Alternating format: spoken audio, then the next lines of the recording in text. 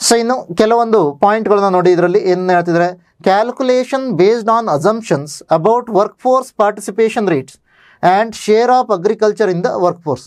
ಇದನ್ನು ಹೇಗೆ ಕ್ಯಾಲ್ಕುಲೇಟ್ ಮಾಡಿದ್ದಾರೆ ಅಂತಂದರೆ ಇದರ ಆಧಾರದ ಮೇಲೆ ಮಾಡಿದ್ದಾರೆ. So Indian economy needs to generate an average of nearly 78.5 lakh jobs annually until 2030 in the non-farm sector. ಕೃಷಿಯೇತರ ಚಟುವಟಿಕೆಯಲ್ಲಿ ಅಂದರೆ ಕೈಗಾರಿಕೆಯಲ್ಲಾಗಿರ್ಬೋದು ಅಥವಾ ಸೇವಾ ವಲಯದಲ್ಲಾಗಿರ್ಬೋದು ಆಲ್ಮೋಸ್ಟ್ ಏನು ಮಾಡಬೇಕು, 2030 ತನಕ ಪ್ರತಿ ವರ್ಷ ಭಾರತದಲ್ಲಿ ನಿಮಗೇನಾಗಬೇಕು, ಅರೌಂಡ್ 78.5 ಲಕ್ಷ ಜಾಬ್ಗಳು ಕ್ರಿಯೇಟ್ ಆಗಬೇಕು ಅಂತ ಹೇಳ್ತಾರೆ. ಸೊ ಇನ್ನು ಮತ್ತೇನು ಹೇಳ್ತೀರಾ, ಈ ಜಾಬ್ಗಳನ್ನು ನೀವು ಹೇಳಿದಾಗ ಬರೀ ಕ್ವಾಂಟಿಟಿಯನ್ನು ಅಷ್ಟೇ ಅಲ್ಲ, ಕ್ವಾಲಿಟಿ ಕೂಡ ಮ್ಯಾಟ್ರ್ ಆಗಬೇಕು ಅಂತ ಹೇಳ್ತಾರೆ. ಸೊ ಕ್ವಾಂಟಿಟಿ ಮತ್ತು ಕ್ವಾಲಿಟಿ ಎರಡೂ ಕೂಡ ಎಂಪ್ಲಾಯ್ಮೆಂಟ್ದು ಏನಾಗಬೇಕು, ಅದು ಇಂಪ್ರೂವ್ ಆಗಬೇಕು ಅಂತ ಹೇಳ್ತಾರೆ. ಸೊ ಈ ಥರದ ಕೆಲವೊಂದು ಮಾಹಿತಿಗಳನ್ನು ನೀವು ನೋಡ್ಬೋದು. ಸೊ ನೆಕ್ಸ್ಟ್ ಚಾಪ್ಟರ್ ಬರುತ್ತೆ, ಅದು ಅಗ್ರಿಕಲ್ಚರ್ ಆ್ಯಂಡ್ ಫುಡ್ ಮ್ಯಾನೇಜ್ಮೆಂಟ್ಗೆ ಸಂಬಂಧಪಟ್ಟಿದೆ. ಸೊ ಅಗ್ರಿಕಲ್ಚರ್ ಮತ್ತು ಫುಡ್ ಮ್ಯಾನೇಜ್ಮೆಂಟ್ನ ಒಳಗಡೆ ಏನು ಹೇಳ್ತಾರೆ, plenty of upside left if we get it right ಅಂದ್ರೆ. ಅಗ್ರಿಕಲ್ಚರ್ ಆ್ಯಂಡ್ ಫುಡ್ ಮ್ಯಾನೇಜ್ಮೆಂಟಲ್ಲಿ ನಮ್ಗೆ ಭಾಳಷ್ಟು ಅಪಾರ್ಚುನಿಟಿಗಳಿದ್ದಾವೆ, ಅದನ್ನು ನಾವು ಸರಿಯಾಗಿ ಬಳಸ್ಕೊಂಡ್ರೆ ಮುಂದಿನ ದಿನದಲ್ಲಿ ಏನು ಮಾಡ್ಬೋದು, agriculture and food management related ಭಾಳ ಚೆನ್ನಾಗಿ ಕೆಲಸಗಳನ್ನ ಮಾಡ್ಬೋದು ಅಂತ. ಸೊ ಇದರೊಳಗಡೆ ನೀವೇನು ನೋಡ್ತೀರಾ, India's agriculture sector shows resilience and diverse growth with notable improvements in fishing and aquaculture over recent years. So ಏನು ಹೇಳ್ತಾರೆ, ಫಿಶಿಂಗ್ ಆ್ಯಂಡ್ ಅಕ್ವಾಕಲ್ಚರ್ ಅಥವಾ ಮೀನುಗಾರಿಕೆಗೆ ಸಂಬಂಧಪಟ್ಟಾಗೆ ಒಳ್ಳೆಯ ಬೆಳವಣಿಗೆ ಆಗ್ತಿರೋದನ್ನು ತೋರಿಸ್ತಾ ಇದ್ದಾರೆ. ಸೊ ಅದರಲ್ಲಿ ಕೂಡ fixing MSP at 1.5 times the all India weighted average cost of production assuring remunerative price to farmers. MSPಯನ್ನು ನೀಡ್ತಿರೋದು ಕೂಡ ಏನಾಗ್ತದೆ, ಅದು ಕೂಡ ನಿಮಗೆ ಹೆಚ್ಚಳ ಆಗ್ತಿರೋದನ್ನು ನೋಡ್ತಿರೋ ಟ್ರೆಂಡಲ್ಲಿ. ಸೊ ಇದೇನು ಮಾಡ್ತದೆ, ರೈತರಿಗೆ ಒಳ್ಳೆಯ ಆದಾಯವನ್ನು ಕೊಡ್ತಾ ಇದೆ ಅಂತ ಹೇಳ್ತೀನಿ, ರೈತರಿಗೆ ಒಳ್ಳೆಯ ಆದಾಯವನ್ನು ಕೊಡ್ತಾ ಇದೆ. ಸೊ ನೆಕ್ಸ್ಟ್ ಬರೋಣ, ಅಲೈಡ್ ಸೆಕ್ಟರ್ಗೆ ಸಂಬಂಧಪಟ್ಟಾಗಿ ನೋಡ್ತಿರೋ ಅಗ್ರಿಕಲ್ಚರ್ ಆ್ಯಂಡ್ ಅಲೈಡ್ ಸೆಕ್ಟರ್ಗೆ ಸಂಬಂಧಪಟ್ಟಾಗಿ ನೋಡೋದಕ್ಕೋದ್ರೆ, ಸೊ ಅದರಲ್ಲಿ ಹೆಚ್ಚಿನದಾಗಿ ವೇಟೇಜ್ ಅಥವಾ ಗ್ರೋತ್ ರೇಟ್ ಯಾವುದಿದೆ ಅಂತ ಕೇಳಿದಾಗ ಕ್ರಾಪ್ಸ್ ಇದೆ. ಓಕೆ, ಕ್ರಾಪ್ಸ್ ಅರೌಂಡ್ 10% ಇದೆ.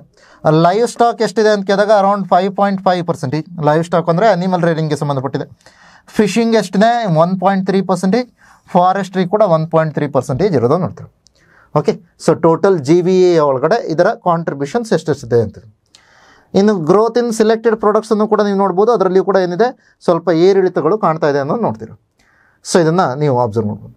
ಅದರ ಜೊತೆಯಲ್ಲಿ ಇಲ್ಲಿ ನೋಡಿ, ಲೈವ್ ಸ್ಟಾಕ್ ಸೆಕ್ಟರ್ನಲ್ಲಿ ಇಂಪ್ರೂವ್ಮೆಂಟ್ ಆಗಿರೋದ್ರಿಂದಾಗಿ per capita availability of milk, eggs and meat ಇದು ಏನಾಗಿದೆ, ಹೆಚ್ಚಳ ಆಗಿದೆ ಅಂತ ಹೇಳ್ತಾರೆ.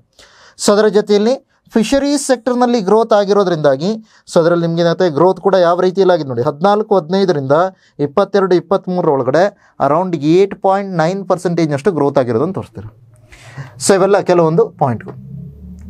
ಸೊ ನೆಕ್ಸ್ಟು ಇಂಡಸ್ಟ್ರಿಗೆ ಸಂಬಂಧಪಟ್ಟಾಗಿ ನೋಡಿ, ಇಂಡಸ್ಟ್ರಿಯ ಒಳಗಡೆ ಕೂಡ ನಿಮ್ಗೆ ಏನು ಕಾಣ್ತದೆ, ಆ್ಯನ್ಯುವಲ್ ಗ್ರೋತ್ ಏನಿದೆ, ಸೊ ಇದು ಇಂಪ್ರೂವ್ ಆಗ್ತಾ ಇರೋದನ್ನು ನೋಡ್ತೀರಾ.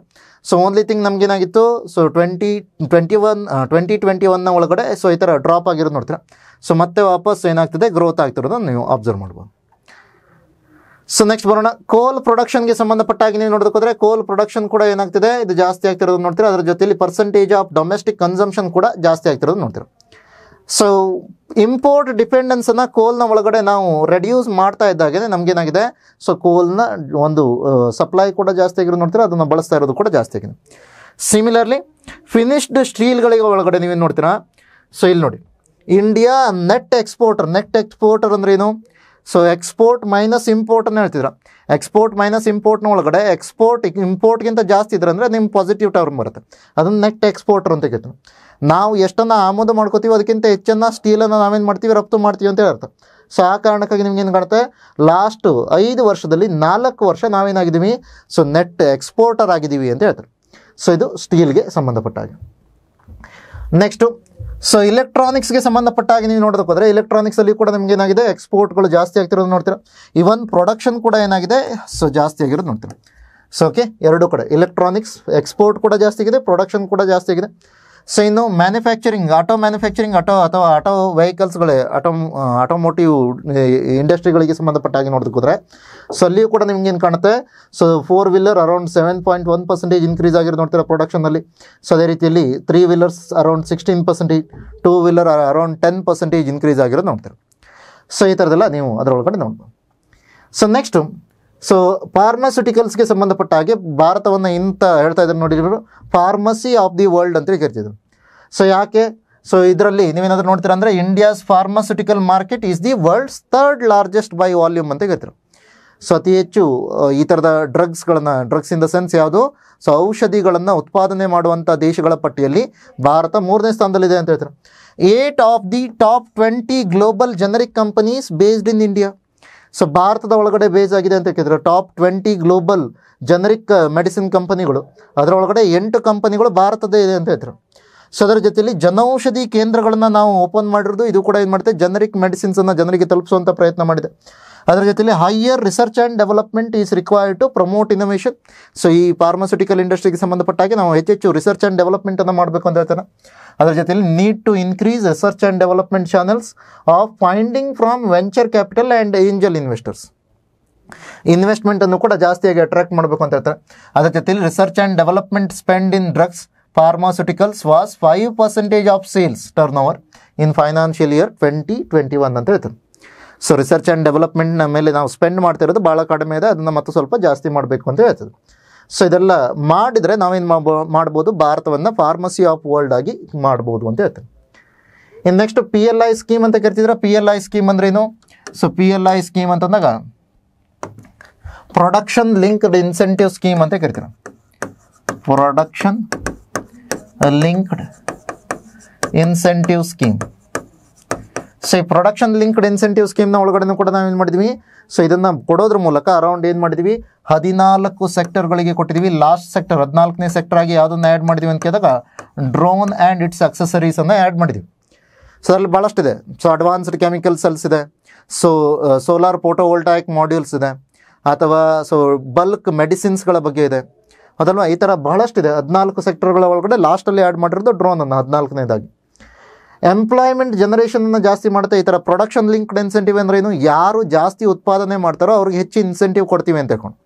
ಸೊ ಆ ಥರ ಕೊಡೋದ್ರಿಂದಾಗಿ ನಿಮಗೇನಾಗುತ್ತೆ, ಹೆಚ್ಚೆಚ್ಚು ಉತ್ಪಾದನೆ ಮಾಡ್ತಾರೆ ಅಂತಂದ್ರೆ ಅವಾಗೇನಾಗುತ್ತೆ, ಎಂಪ್ಲಾಯ್ಮೆಂಟನ್ನು ಹೆಚ್ಚಾಗಿ ಕ್ರಿಯೇಟ್ ಮಾಡ್ತಾರೆ, ಪ್ರೊಡಕ್ಷನ್ ಕೂಡ ಜಾಸ್ತಿ ಆಗೋದು ನೋಡ್ತೀರಾ. ಸೊ ಸೇಲ್ಸ್ ಎಕ್ಸ್ಪೋರ್ಟ್ ಕೂಡ ಜಾಸ್ತಿ ಆಗುತ್ತೆ, ಅದರ ಜೊತೆಯಲ್ಲಿ ಏನಾಗುತ್ತೆ, ಇನ್ವೆಸ್ಟ್ಮೆಂಟ್ ಕೂಡ ಜಾಸ್ತಿ ಆಗಿದೆ. ಅದಕ್ಕೆ ನಂಬರ್ಸನ್ನು ಕೊಟ್ಟಿದ್ದಾರೆ ಎಷ್ಟು ಜಾಸ್ತಿ ಆಗಿದೆ ಅಂತ. ಇದು PLI ಸ್ಕೀಮಿಂದ ಯಾವ ರೀತಿಯ ಸೊ ಒಂದು ಇಂಪ್ಯಾಕ್ಟ್ ಆಗಿದೆ ಅಂತ. ನೆಕ್ಸ್ಟು CGT MSC ಬಗ್ಗೆ ಮಾತಾಡ್ತಾರೆ. CGT MSC ಅಂತಂದ್ರೆ ಏನು, credit guarantee trust. Okay, so credit guarantee trust for micro and small enterprises ಅಂತ ತಗೋತಾರೆ. ಸಣ್ಣ ಕೈಗಾರಿಕೆಗಳಿಗೆ ಸಂಬಂಧಪಟ್ಟ ಹಾಗೆ ಇರುವಂತಹ, ಓಕೆ, ಸಣ್ಣ ಕೈಗಾರಿಕೆಗಳಿಗೆ ಸಂಬಂಧಪಟ್ಟ ಹಾಗೆ ಸೊ ಇರುವಂಥ ಪ್ರಮುಖವಾದಂಥ ಸೊ ಇದು. ಸೊ ಇದರೊಳಗಡೆ ನೀವೇನಾದರೂ ನೋಡೋದಕ್ಕೋದ್ರೆ ಸ್ಮಾಲ್ ಎಂಟರ್ಪ್ರೈಸಸ್ಗಳಿಗೆ ಸಂಬಂಧಪಟ್ಟ ಹಾಗೆ ಕೂಡ ನಿಮಗೇನಾಗಿದೆ, ಸೊ ಲೋನನ್ನು ಇಲ್ಲಿಂದ ಜಾಸ್ತಿ ತೆಗೆದುಕೊಳ್ಳೋದಕ್ಕಾಗಿದೆ. ಅದಕ್ಕಾಗಿ ನಿಮ್ಗೇನು ಕಾಣುತ್ತೆ, ಇಂಪ್ರೂವ್ಮೆಂಟ್ ಕಾಣ್ತಾ ಇರೋದನ್ನು ನೋಡ್ತೀರಾ. ಓಕೆ, ಸೊ ಅರೌಂಡ್ ಎಷ್ಟು, ಸೊ ಅರೌಂಡ್ 1 lakh crore ಸಾಲವನ್ನು ಗ್ಯಾರಂಟಿಯನ್ನು ನಾವು ಇಲ್ಲಿಂದ ಕೊಡೋದಕ್ಕೆ ಟ್ರೈ ಮಾಡಿದ್ವಿ.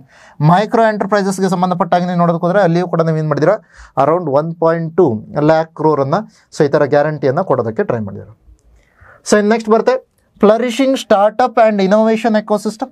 ಸ್ಟಾರ್ಟಪ್ಗಳು ಮತ್ತು ಇನೋವೇಷನ್ ಎಕೋಸಿಸ್ಟಮ್ಗಳು ಜಾಸ್ತಿ ಆಗ್ತಿರೋದು ನೋಡ್ತಿದ್ರು. ಸೊ ಅದಕ್ಕೆ ಏನೇನಿರ್ಬೋದು ರೀಸನ್ ಅಂತ ಕೇಳಿದಾಗ, ಒಂದು DPIIT ಬಗ್ಗೆ ಮಾತಾಡ್ತಾರೆ.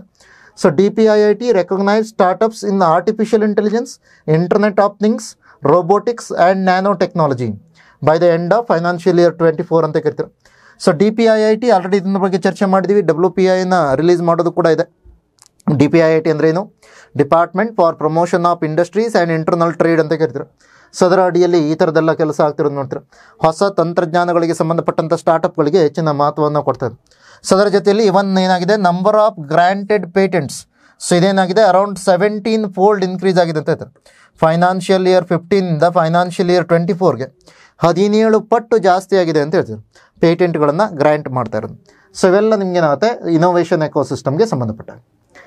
ಸೊ ನೆಕ್ಸ್ಟ್ ಬರುತ್ತೆ ಸರ್ವಿಸಸ್ಗೆ ಸಂಬಂಧಪಟ್ಟ ಹಾಗೆ, ಸೇವೆಗಳಿಗೆ ಸಂಬಂಧಪಟ್ಟ ಹಾಗೆ ಹೇಗೆ ಗ್ರೋತ್ ಅಪಾರ್ಚುನಿಟೀಸನ್ನು ಇದು ಫ್ಯೂಯಲ್ ಮಾಡ್ತಾ ಇದೆ, ಅಥವಾ ಸೊ ಹೆಚ್ಚೆಚ್ಚು ಅವಕಾಶವನ್ನು ಒದಗಿಸ್ತಾ ಇದೆ.